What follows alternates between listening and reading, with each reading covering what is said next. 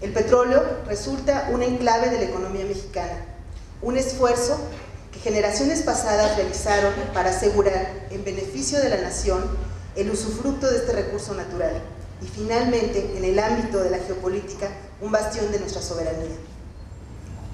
Es por esto que en esta ocasión hemos invitado a la doctora Claudia Sheinbaum y al maestro Mario Di Constanzo, secretarios de Patrimonio Nacional y de la Hacienda Pública del gobierno legítimo de Andrés Manuel López Obrador, respectivamente, para tratar el tema del petróleo. Pues por mi parte es todo. Muchísimas gracias.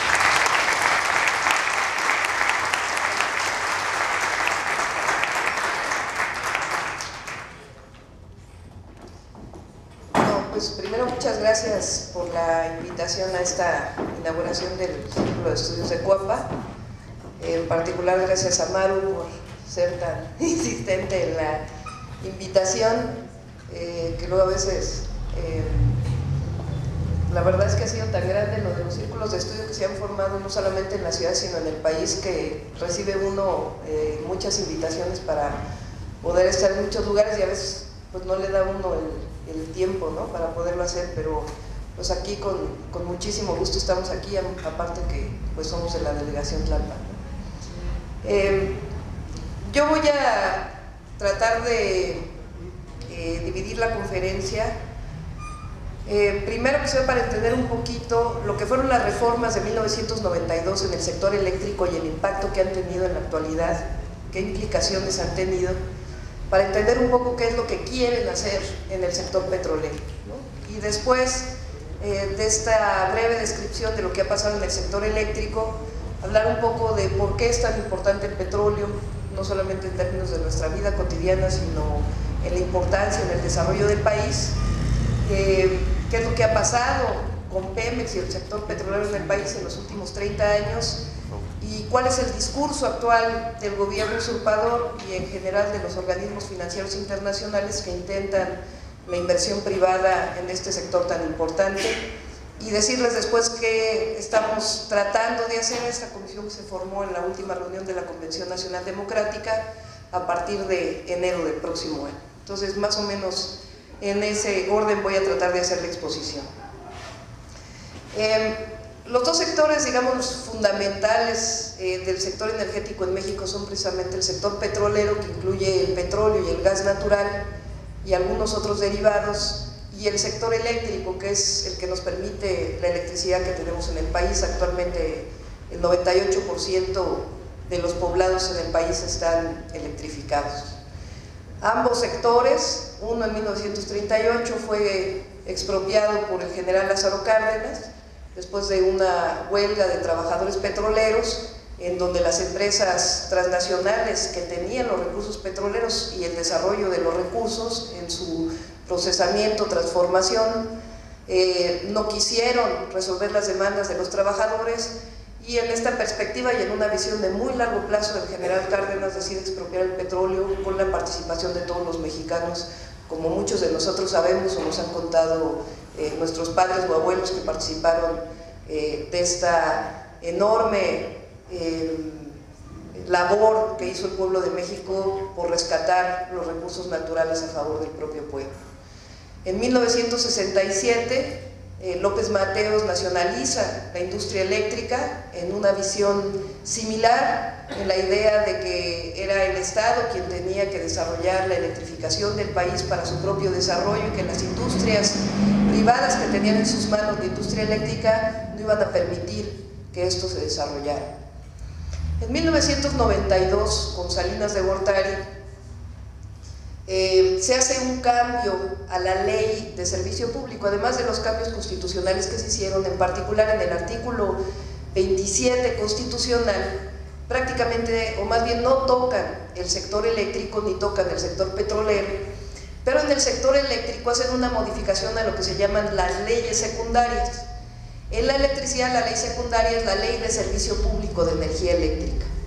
En el artículo 3 de esta ley hacen una maniobra bastante ridícula, si uno la ve en la actualidad. Entonces el PRD se opuso a las reformas, pero no hubo la movilización para poder pararlas, en donde en la Constitución, en el artículo 27, claramente se dice que la electricidad es un servicio público. y como servicio público tiene que estar en manos del Estado, y son las empresas del Estado las que tienen que desarrollarlas, en particular Comisión Federal de Electricidad y Luz y Fuerza del Centro. Cuando modifican la ley secundaria del sector eléctrico, en el artículo 3º de esta ley dicen: lo que no es servicio público, 2 puntos, y en el tercero de ese tercero dicen la producción privada de electricidad. Es decir, es un absurdo decir en la Constitución, en nuestra ley máxima, en lo que no se puede modificar, toda la electricidad debe ser servicio público, y en la ley secundaria dicen lo que no es servicio público es servicio privado. No, pues sí, pero no se permite, ¿verdad? Bueno, a través de esta argucia se desarrolla el sector privado de la electricidad en México. Durante muchos años, inclusive ya en el 99, Zedillo trata de cambiar la Constitución porque las empresas privadas de electricidad dicen: no es suficiente ese cambio en la ley que se hizo en el 92 y queremos mayores garantías para poder invertir en el sector eléctrico en México. Este cambio en la Constitución no se da, y entonces a partir de esta ley secundaria que hace Salinas, lo que empieza a ocurrir a partir del 2000 con Fox es que se empiezan a desarrollar las industrias privadas de energía eléctrica. ¿Cómo se desarrollan? Bueno, Comisión Federal de Electricidad licita una planta eléctrica privada, se construye la planta eléctrica privada, y estos privados generan electricidad, y toda la electricidad que generan se la venden a Comisión Federal de Electricidad, como si Comisión Federal de Electricidad fuera un intermediario, y a su vez a Luz y Fuerza del Centro. Y a nosotros, los usuarios directos, nos llega ya directamente vendida por Comisión Federal de Electricidad o por Luz y Fuerza. Pero ha dejado de invertir la empresa estatal en el desarrollo de la infraestructura eléctrica y le ha dado esta parte a los privados. En la actualidad, el 31% de la electricidad que se genera en México la generan entes privados. Y estos entes privados no son nada más que industrias transnacionales eléctricas como Iberdrola de España o como General Electric de los Estados Unidos. Entonces están fundamentalmente dadas estas empresas tanto a empresas estadounidenses como a empresas españolas, fundamentalmente. En aquel momento el discurso, ¿cuál era? Fíjense que nos vamos a quedar sin electricidad, el país no se va a poder desarrollar. Todas las posibilidades que tiene el país para desarrollarse, pues es obvio que necesitan electricidad, y el Estado no tiene dinero para esa electricidad. Pero ¿saben quién tiene dinero? Los privados van a invertir. Pero resulta que estos privados en realidad no tienen dinero. Lo que hacen es pedir préstamos a los bancos para que les otorguen a través de estos préstamos la posibilidad de invertir en estas empresas privadas de generación eléctrica. De tal manera que al final, fíjense lo que estamos haciendo los usuarios, o lo que está haciendo el pueblo de México, o lo que está haciendo al final a través del Estado todos los mexicanos. Comisión Federal de Electricidad le paga a un privado por la generación eléctrica de los próximos 30 años. En ese costo de esa generación eléctrica pues vienen los préstamos que pidieron a los bancos y las ganancias de esos privados, porque los privados no invertirían si no tuvieran ganancias asociadas.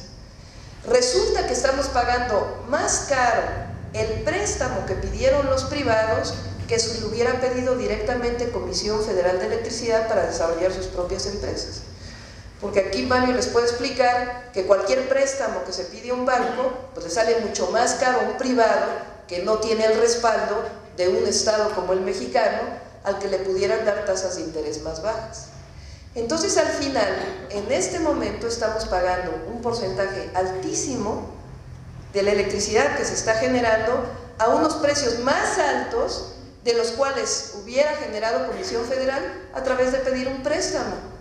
Entonces estamos pagando los préstamos, las ganancias de los privados a través de alguien que está,